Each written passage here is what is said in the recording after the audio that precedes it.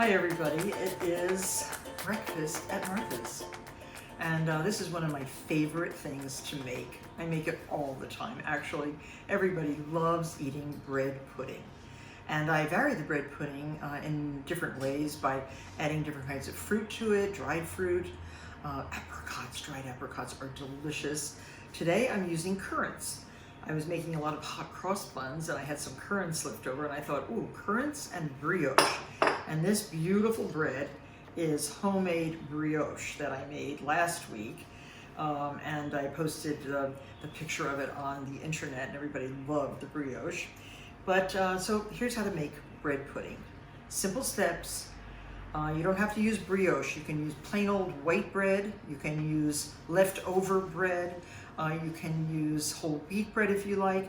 But I find that the most delicate, most beautiful bread pudding is made from brioche.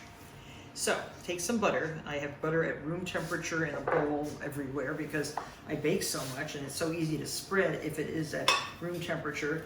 And butter generously, but not overly generously. A large, about a 2-inch deep casserole.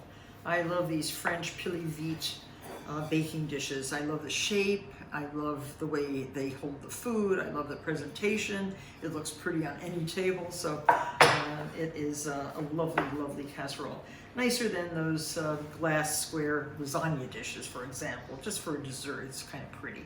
Now, in a big bowl, now you're going to need a big bowl because we're going to have a little bit more than a cup and a half of milk, a cup and a half of heavy cream. Break, for this size loaf, I'm just eyeing it, but I think 5 eggs. So break 5 fresh eggs and discard the shells, of course, and don't get any shells in your, this is the custard base for the bread pudding. So that's 3, 4, and if your eggs are tiny, I have some bantams laying small eggs. Now look at the size of this egg, it's so cute. Use 2 of those for one big one. And look at the color of those yolks. Delicious. Home eggs. In this hard time, it's really nice to have some eggs in your chicken house. Every day we're getting about anywhere from 40 to 60, 65 eggs. And I'm very grateful because I can feed a lot of people with those eggs. And now I need a whisk. Whisk your eggs up. Now I forgot to get vanilla.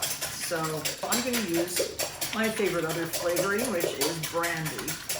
I use that in my French toast, but I also like to use it in my bread puddings. So here, just add a couple of tablespoons. 1, 2. That should do. And a couple of pinches of salt. That's good. And then, oh, don't forget, this is a dessert, so you can add sugar. And I'm going to add approximately, I say to this, probably, the brioche is already kind of sweet, so has sugar in it.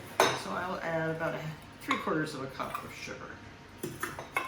And I keep my flours and sugars in big glass jars like this in my kitchen.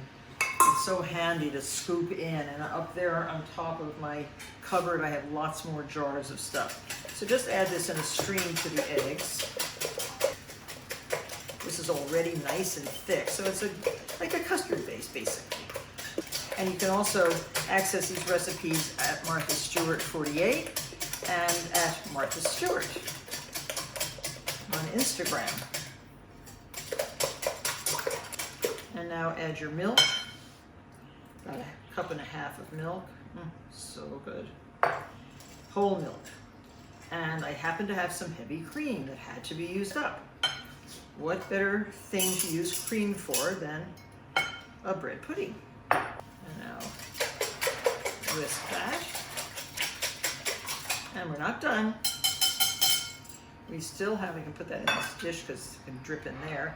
I want some grated lemon rind. Use the great grater, this beautiful grater. It just takes the yellow, flavorful part of the rind off the citrus fruit, lemon. You could use a Meyer lemon, you could use a regular, beautiful lemon. but boy, does that add a lot of flavor to your bread pudding. And remember, I said you could use different kinds of dried fruits. Last week I made a bread pudding using dried apricots and dried prunes. Really tasty. But today it's currants. See, it goes right into the bowl. Don't throw that away, that's your lemon. You can use that for your tea. And I've already started grating this orange, so I will finish, and then I'm going to use the juice of the orange in the custard also. And since I'm going to squeeze this, take as much of this gorgeous skin off as possible. And then on the farm here, we don't throw those rinds away. They go down to the chickens. The chickens peck at these and eat all that leftover rind and pulp, and oh, they have such a good time. And that's why their eggs are so yellow. Okay, now I'm going to cut this in half and squeeze it right into. Make it easier to squeeze with one of these fabulous squeezers. Cut the bulbous ends off. Oh, what a gorgeous orange this is. Look at that. That will give lots of juice.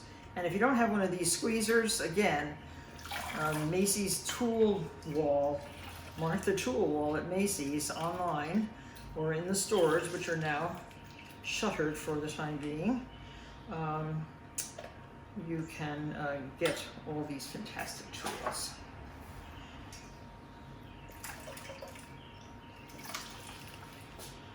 Use those muscles. I hope all of you are doing your exercises, doing your walking, keeping your mobility up, because we don't know how long we're in for here. Staying at home like this. No trainers, no gyms. So use your time well. And then I have currants that have been soaking in a little bit of cognac. Just add those. And I think that is the custard. Lovely. In your buttered dish, you can lay all your bread. I even use the ends of the bread because I know everybody's gonna love this brioche and it's so tasty. So I'm just layering it all in here. Use the ends on the bottom. And as you layer, then you can pour some of this custard in the dish. You want everything soaked. If you can hear birds in the background, I also have a cage full of breeding red canaries right now. Everybody's singing happy, it's springtime. There. And now let's spoon that over. My favorite ladle, Martha label. Oh boy, does this custard look amazing.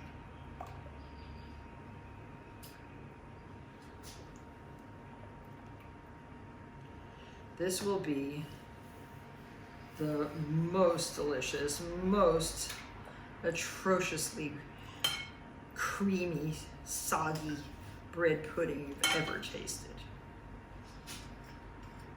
Spread those currants around. Okay, so keep shingling. Maybe make the top layer as beautiful as you can. I cut the bread in slices and then the slices in half. You can see how I cut that loaf. We're doing lots and lots of work here at the farm. We have baby geese in the basement. They hatched in the incubator here in my kitchen, but now there's a female goose down in the chicken yard, and that goose is laying an amazing number of eggs and sitting on them, and she's so protective. Now let me clean this up, and we'll pour the rest of the custard.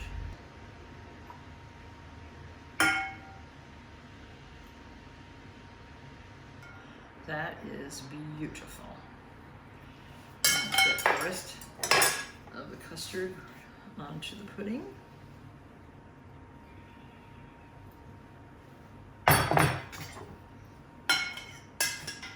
don't like to waste even one little currant.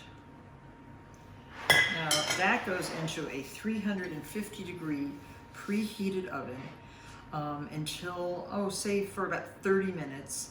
Cover it with a piece of parchment paper and continue to cook it until the custard is set. That'll take probably around 50 minutes. And make sure that there's no runny custard left in the casserole. And you will enjoy it warm, you'll enjoy it room temperature, or you'll enjoy it cold, but you'll enjoy it. Bread pudding.